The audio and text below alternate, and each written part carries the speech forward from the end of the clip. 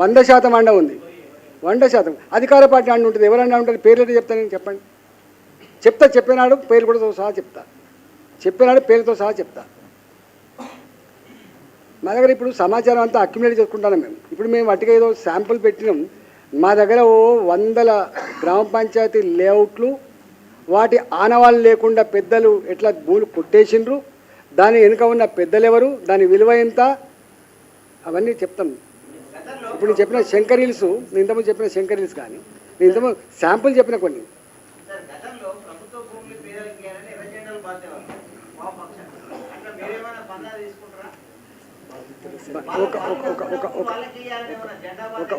ఒక మాట చెప్పనా, మాకు పేదల జాగాలు కాపాడేవాళ్ళు, పేదలకు జాగా కావాలనే వాళ్ళు, ధర్మానికి అండగా ఉండేవాళ్ళు, వాళ్ళు ఏ పొలిటికల్ పార్టీ అయితే మాకేం సంబంధం అండి. అందరు సాయం తీసుకుంటాం మేము, మాతో కలిసి చెప్తా అండి.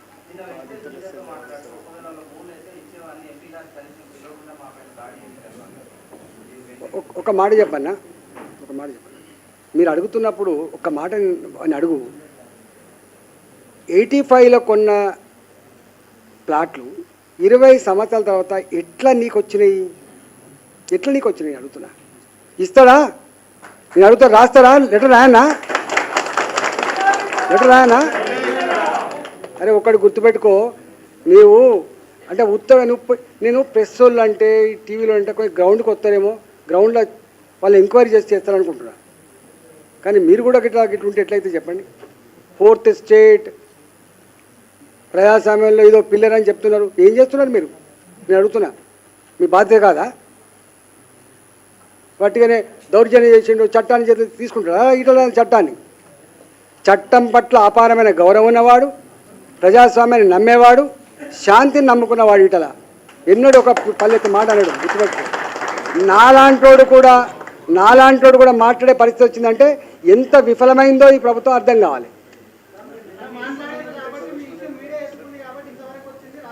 అందరూ అంటున్నా అట్లా కదా, అట్లా కాదే, ఎక్కడో అక్కడక్కడ ఉంటారు అంటున్నా. అందరూ అంటున్నా, కొద్దిమంది. నేను అందరికి ఆపాదిస్తున్నాను, కొద్దిమందికి ఆపాదిస్తున్నా.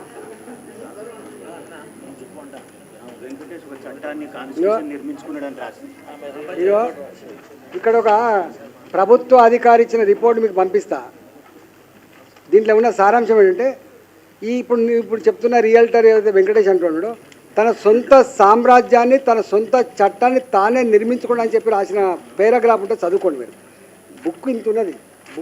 ఆ బుక్ మొత్తం వద్దు కానీ ఒక 3 పేజీల డాక్యుమెంట్ మీకు ఇస్తా, చదువుకోండి. ఏంటి ప్రజలకింత లాభం చేయరా అండి?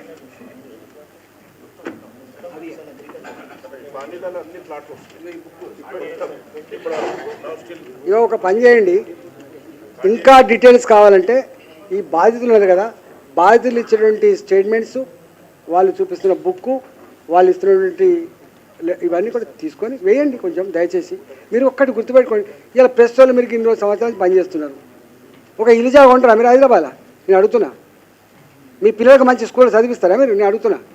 మీ అమ్మాయికో మీ నాన్నకో ఏమైనా హాస్పిటల్ పని ఉంటే చేయించగల కెపాసిటీ మీకు ఉందా చెప్పండి. ఒక్క తరంలో వాడు చెప్పులు లేకుండా వచ్చినోడు 1000 కోట్లకు యజమాని అయితే చూస్తున్నారు, 5000 కోట్లకు యజమాని అయితే చూస్తున్నాడు. ఎటుపోతుంది వ్యవస్థ? నీకు లేదా బాధ? నువ్వు కాదా ప్రజల్లో ఒక మనిషివి? చెప్పండి. నేను అడుగుతున్నా. వేల మంది, ఓ 30,000 మంది 40,000 మంది ఉంటారు జర్నలిస్టులు, ఎంఏలు, ఎంసీఏలు, ఎంసీజేలు చేసిన వాళ్ళు. ఒక ఇల్లు కట్టుకోలేరండి మీరు. మనం మీకు జాగితే క్యాన్సర్ అయితే గిలగిలు కొట్టుకున్నారు మీరు. జీవితాంతం కష్టపడితే కార్డు జీతం ఇవ్వకపోయినా కనీసం ఇల్లు జాగా ఉంటుందని సంతోషపడ్డారు. ఉందా ఇప్పుడు? మీకు ఇవ్వడానికి 1 కోట్లు ఆపినాయి. ఎక్కడ పోయింది శంకర్ హిల్స్ 440 ఎకరాలు? ఎక్కడ పోయింది 1000 ఎకరాల భూమి? వాడి సంపద ఒకటే జనరేషన్లో వాడు 10,000 కోట్ల టర్న్ ఓవర్, 50,000 కోట్ల టర్న్ ఓవర్ అని మీరు చెప్పండి. నేను అడుగుతున్నా, మంచి పద్ధతి ఇది? పేదలను కొట్టి పెద్దలకు కట్టబెట్టే, పేదలకు కట్టబెట్టి గద్దలు పెట్టే పద్ధతి మంచిది కాదు. జర మీరు కూడా స్టడీ చేసి రాయండి దయచేసి. ఈటల కొట్టడు, అట్లా ఈటలు ఎవరిని తిట్టడు. నాకే మంచిగా అనిపిస్తుంది. అయింది కొట్టడం మంచిగా అనిపిస్తుంది, తిట్టడం కూడా మంచిగా అనిపిస్తుంది. సంస్కారవంతంగా ఉండాలని కోరుకుంటాడు. కానీ ఏం చేస్తా, నేను ఇంతకుముందు చెప్పినట్టుగా చట్టం ఉన్న వాళ్ళ చుట్టమైనప్పుడు చట్టాన్నే అడ్డం పెట్టుకొని పేదల మీద దౌర్జన్యం చేస్తున్నప్పుడు మరి నేను ఏం చేయాలి ఎంపీగా?